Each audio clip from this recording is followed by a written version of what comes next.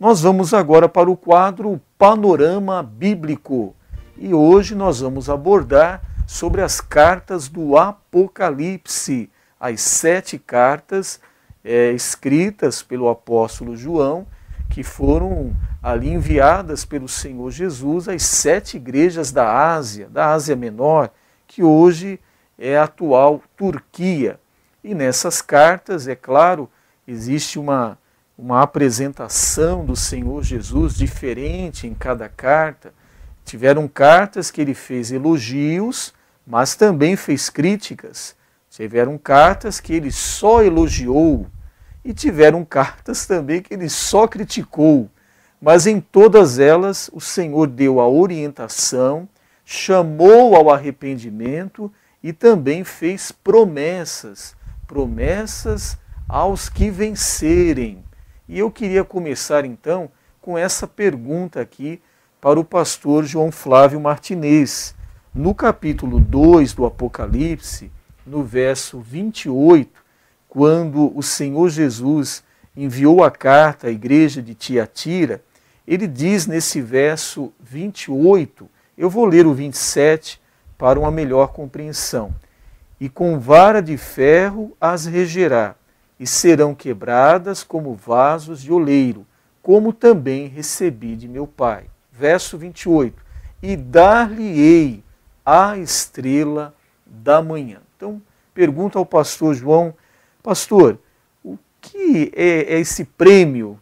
Que promessa é essa feita pelo Senhor Jesus? Dar-lhe-ei a estrela da manhã, pastor. O senhor começou a ler a partir do versículo 27, eu vou fazer a leitura então a partir do versículo 26, que vai dar uma amplitude maior do texto. Ao que vencer e ao que guardar as minhas obras até o fim, eu lhe darei autoridade sobre as nações. Guarde isso, autoridade sobre as nações. E com vara de ferro as regerá, quebrando-as do modo como são quebrados os vasos do oleiro. Assim como eu recebi a autoridade de meu Pai, também lhe darei a estrela da manhã.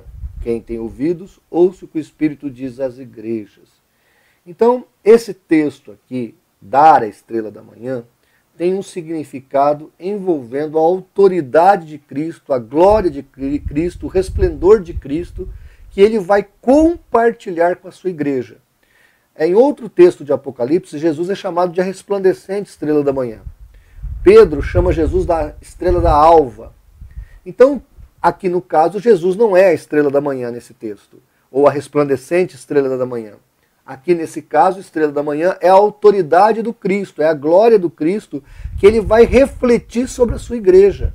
Então é uma promessa para a igreja, que a glória dele estará refletida sobre a igreja vai ter autoridade sobre os principados e potestades, porque lá em Coríntios fala que a própria igreja vai julgar os anjos. A igreja vai governar com Cristo durante o milênio, pelo menos os pré-milenistas entendem isso claramente, e eu entendo que estão certos. Então, esse fulgor que a igreja vai ter do lado do Cristo é essa promessa, é esse prêmio que nós vamos receber de Cristo. A glória, a majestade de Cristo resplandecerá sobre a sua igreja, porque a vitória de Cristo ele vai compartilhar com a sua igreja. Tem uma Bíblia parafraseada, é a Bíblia Viva, ela fala assim: assim como a estrela da manhã anuncia o despertar do sol e do novo dia, assim ao vencedor eu darei um despertar de nova vida para todo sempre no céu. Então essa paráfrase do texto de Apocalipse 2, 28 e 29 está mostrando o quê? Que a promessa que ele está fazendo aqui é o derramar da sua luz sobre a igreja, é o derramar da sua glória sobre a igreja, é o derramar sobre a sua vitória sobre a sua igreja. Então, esse prêmio que ele está falando, que é a estrela da manhã que ele vai dar para a igreja, tem a ver com a autoridade sobre as nações que a igreja vai governar com Cristo durante o milênio, tem a ver com o compartilhamento que Cristo fará da sua glória, da sua majestade. Por isso que a Bíblia fala que nós reinaremos com Cristo.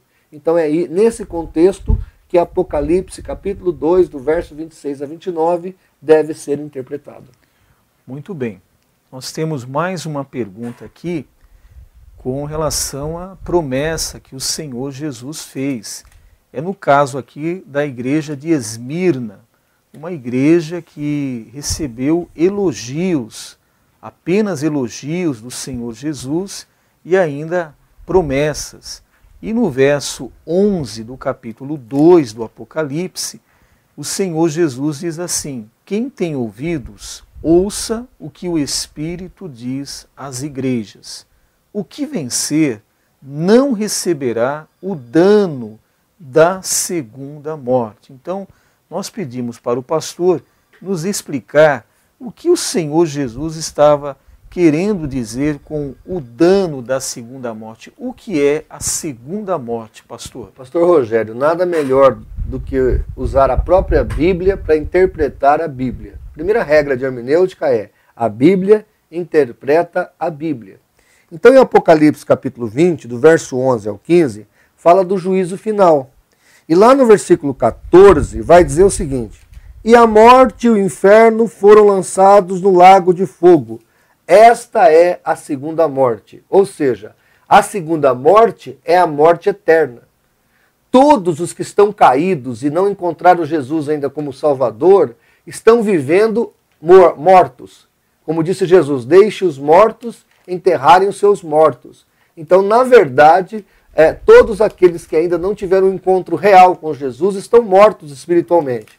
E se essa pessoa morta espiritualmente encontra a morte física, ela vai passar pela segunda morte, que é a morte eterna, que é a morte que não tem jeito. Por isso a solução está agora, em vida, a pessoa entregar o coração para Jesus, aceitar Jesus para se livrar da segunda morte, que é o juízo eterno. Porque a palavra aqui em grego, no Apocalipse 20:14, é geena, é fogo eterno, não tem fim. Então, a pessoa que não aceitar Jesus, que não aceitar a graça agora, passará pela eternidade no Geena, ou seja, no lago de fogo. Pastor, o senhor falando sobre a segunda morte e falando também sobre a Geena, esse lugar final e definitivo para todos aqueles que não aceitaram a Cristo como Senhor e Salvador, nos faz lembrar sobre um ensino muito falado nos nossos dias por parte de algumas seitas, que é o chamado aniquilacionismo. O senhor pode nos falar um pouco sobre este ensino que tem sido aí propalado abertamente e que acaba contrariando aquilo que está na Bíblia Sagrada, como o senhor acabou de falar? Como os nossos ouvintes estão percebendo, o senhor deve estar se referindo às testemunhas de Jeová e os adventistas do sétimo dia.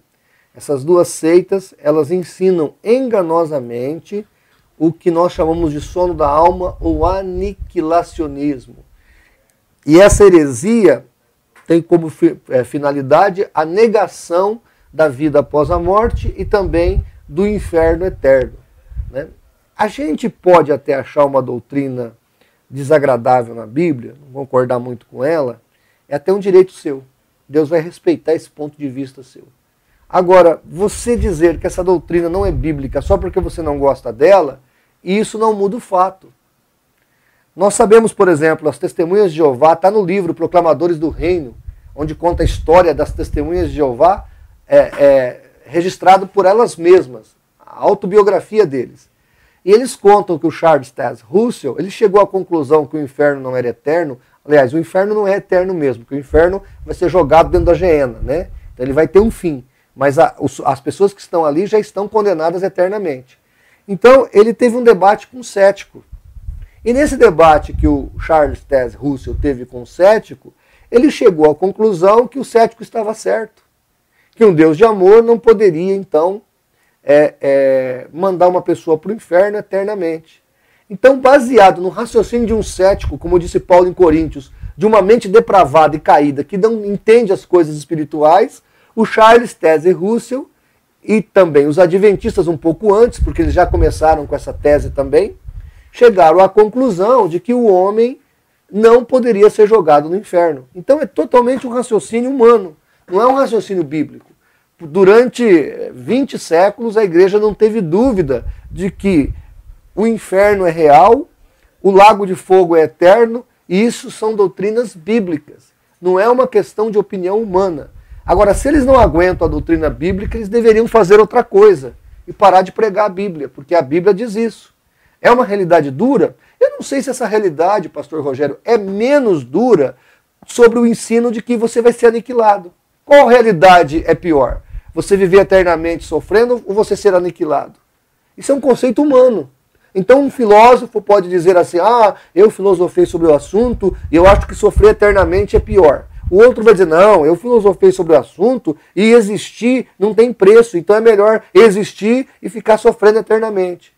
Então isso é uma questão de interpretação humana. E a Bíblia diz que nós somos pessoas limitadas na interpretação. E Deus sim sabe o que faz. E outra coisa, a testemunha de Jeová que está me ouvindo, ao adventista que está me ouvindo, e ao que não crê que está nos ouvindo. A porta da graça está aberta. Qualquer pessoa hoje que entender e compreender e receber Jesus como Salvador, não precisa ir para o inferno. Mateus 25:41 deixa claro, Deus fez o inferno para o diabo e seus anjos. Não houve na mente de Deus, no coração de Deus, um beneplácito eterno de jogar as pessoas no inferno. Esse Deus não é o Deus da Bíblia. O Deus da Bíblia nem pensou, diz lá em Jeremias, nem me passou pela cabeça. Claro que é uma figura de linguagem chamada a palavra não está vindo. Antropopatismo. Obrigado, pastor Rogério. Aqui de manhã a palavra não está vindo ao cérebro. O antropopatismo, que é uma linguagem de uma divindade, né, sendo expressa com linguagem humana. Então você pega o divino e expressa em linguagem humana. Então lá em Jeremias, acho que no capítulo 23 de Jeremias, me perdoe o ouvinte, né, por causa do meu funcionamento cerebral, cognitivo, não ser muito bom de manhã, mas o autor de Jeremias fala que Deus não passou pela mente dele uma linguagem antropopática, tem a ideia de que não é propósito de Deus jogar ninguém no inferno. Então, quando ele fala em Mateus 25:41 que o inferno não foi preparado para o homem, é porque não foi preparado para o diabo e seus anjos. Por que o homem ganhou o mesmo destino do diabo e seus anjos? Porque seguiu o mesmo caminho da rebelião. E ainda, para os anjos, ele não deu essa chance. Mas para nós, ele deu a chance da graça. Por isso que lá em 1 Pedro 1,12, a Bíblia fala que os anjos ficam admirados, querendo entender como é que Deus salva o ser humano, como é que Deus regenera o ser humano. Não é que os anjos querem pregar o evangelho, é que eles ficam espantados, estupefados com o jeito e a maneira de que Deus salva o ser humano. Isso encanta os anjos. Por quê? Porque no mundo angelical não houve soteriologia, não houve salvação, não houve regeneração. E na humanidade, apesar do pecado de Adão e Eva, apesar da rebeldia humana, Deus não desistiu de amar-nos e Ele ainda enviou o seu Filho para que todo aquele que nele cria não pereça, mas tenha a vida eterna. Então não existe desculpa ao homem. Paulo fala em Romanos capítulo 2, o homem é indesculpável diante de Deus. Por quê? Porque Deus fez de tudo para salvar a humanidade. E Ele faz de tudo. Está aqui esse programa no ar como prova disso. É uma prova do amor de Deus. Pastor, aproveitando essa resposta, eu acredito que o senhor já atendeu em parte aqui o nosso consulente, o Eusébio Cardoso, que mandou a sua pergunta pelo Bonito WhatsApp. Bonito nome, Eusébio. Eusébio Cardoso. Tem de Cesareia na história. Ele mandou a sua pergunta aqui pelo Messenger. Ele diz assim, estou ouvindo o programa e aproveito a oportunidade para solicitar a gentileza de se fazer um breve comentário sobre a realidade do inferno, como o senhor já tem feito agora. Muitos ensinam, Deus sendo bondoso e amoroso, não permite, que vai interessante, pastor, que seus filhos vá para este lugar terrível. O que o senhor pode ainda falar agora diretamente ao nosso consulente Eusébio Cardoso? O Eusébio, você precisa estudar como fez o Eusébio de Cesareia, que se tornou um grande historiador da história da igreja. E eu vou te garantir uma coisa, Eusébio, Deus não vai mandar nenhum filho dele para o inferno, a não ser que se apostate da fé. Mas filho de Deus não vai para o inferno. João 8,44, quem vai para o inferno são os filhos do diabo. Os filhos de Deus não irão para o inferno. Todo filho de Deus como eu acabei de falar aqui, vai receber de presente a estrela da manhã, ou seja, a glória de Cristo na eternidade. Então, o Filho de Deus não vai receber o inferno de presente. Quem vai para o inferno são os réprobos, são aqueles que se voltaram contra Deus, são aqueles que não aceitaram a graça de Jesus, são aqueles que não ligaram para a misericórdia do Senhor, são aqueles que não atentaram para o que Deus está fazendo. Então o Filho de Deus não vai para o inferno. E aí vou dar uma dica muito interessante, que é uma cosmovisão que eu entendo muito claramente, baseado em Tito 2,11, que diz assim: a graça de Jesus é manifesta a todos os homens. E lá em Atos 16, 17, nós vamos encontrar essa história do rapaz que Paulo sonha. Passe a Macedônia e nos ajude. Preste atenção, meu amado ouvinte, em qualquer parte desse planeta, se alguém olhar para o céu e falasse, porque a Bíblia fala em Romanos 1, que Deus se manifesta até pela glória celestial. Então, se o indivíduo olhar para cima e ver essa glória, o nascer do sol bonito, maravilhoso, e ele falasse, tem um Criador que fez isso, eu quero te conhecer, meu amigo, cai um missionário de paraquedas lá. Porque a graça de Deus vai mandar alguém lá para pregar para ele. Foi o que aconteceu aqui em Atos. O indivíduo ajoelhou em qualquer canto lá daquelas terras, olhou para o céu e falou, se tem um Deus eu quero conhecer. O Espírito Santo falou para Paulo, Paulo, tem um rapaz lá querendo me conhecer. Falou em sonhos com Paulo. E Paulo foi para lá e provavelmente encontrou esse e muito mais e pregou o evangelho para ele. Então ninguém, porque as pessoas perguntam, mas é aquele que nasce lá no hinduísmo, que nasce lá no meio do mato, que nasce num lugar onde não tem cristianismo, que ainda existe. Não tem desculpa, porque ele pode olhar para o céu e falar assim, existe um Criador, eu quero conhecer. O missionário aparece lá. Deus, igual fez com Filipe, o anjo pegou o Filipe e jogou lá para o outro lado. Ele foi transladado. Então Deus faz alguma coisa desse tipo, mas uma coisa é certa, pastor Rogério. Ninguém vai poder chegar diante de Deus assim, Deus não me deu uma chance. Não, porque quando o véu do templo se rasgou, a graça foi pulverizada para todo o planeta. E essa graça está sobre a humanidade. E o amor de Deus está sobre a humanidade. E qualquer ser humano em qualquer canto desse planeta que dobrar o seu joelho e falar, se tem um Deus, eu quero te conhecer, a graça vem. De um jeito ou de outro. O missionário cai lá de paraquedas, ou um avião transatlântico explode no ar e ele cai lá e só ele sobrevive. Vai acontecer um troço assim. Mas Deus não vai deixar ninguém sem graça. Ele é um Deus de misericórdia. Muito bem. Nós temos ainda aqui a última pergunta. É que eu me emociono com essas coisas, sabe, pastor Rogério? Porque eu já comecei a pregar, o senhor percebeu, né? Porque é o amor de Deus, pastor Rogério. Eu fico emocionado com o amor de Deus, com a graça de Jesus, com a misericórdia. Esse Deus ama demais. Como é que eu não posso servir esse Deus? Eu me constranjo, porque eu não tenho como não servir esse Deus, não tenho como não pregar esse evangelho, não tenho como não padecer por esse Deus, porque esse Deus é muito bom. Você que está me ouvindo e não serve esse Deus não sabe o que está perdendo muita coisa. Servir a Deus é infinitamente inexpressivo, não dá para expressar o tanto que é bom servir a Deus. Não dá para a gente colocar em palavras. Muito bem, essa última pergunta aqui é sobre o nosso Senhor e Salvador, Jesus Cristo. Como disse o apóstolo Pedro em Atos 4:12, e em nenhum outro há salvação, porque também debaixo do céu nenhum outro nome há dado entre os homens pelo qual devamos ser salvos, somente através do Senhor Jesus Cristo. E na apresentação, pastor, que ele fez aqui à igreja de Laodiceia, no capítulo 3, verso 14 do Apocalipse, ele diz assim, e ao anjo da igreja que está em Laodiceia, escreve, isto diz o Amém, a testemunha fiel e verdadeira, e ele termina a sua apresentação dizendo, o princípio da criação de Deus. O que o Senhor Jesus quis dizer quando se apresentou à igreja de Laodiceia dizendo o princípio da criação de Deus? Pastor Rogério, tem na teologia bíblica duas palavras interessantíssimas que nós ensinamos para os nossos alunos. Exegese e eisegese. Então, a teologia definiu exegese como de dentro para fora do texto. Então eu tiro do texto tudo que ele diz realmente e trago para as pessoas como informação. A exegese é quando eu já tenho uma informação e eu vou até o texto bíblico para corroborar com a minha cosmovisão.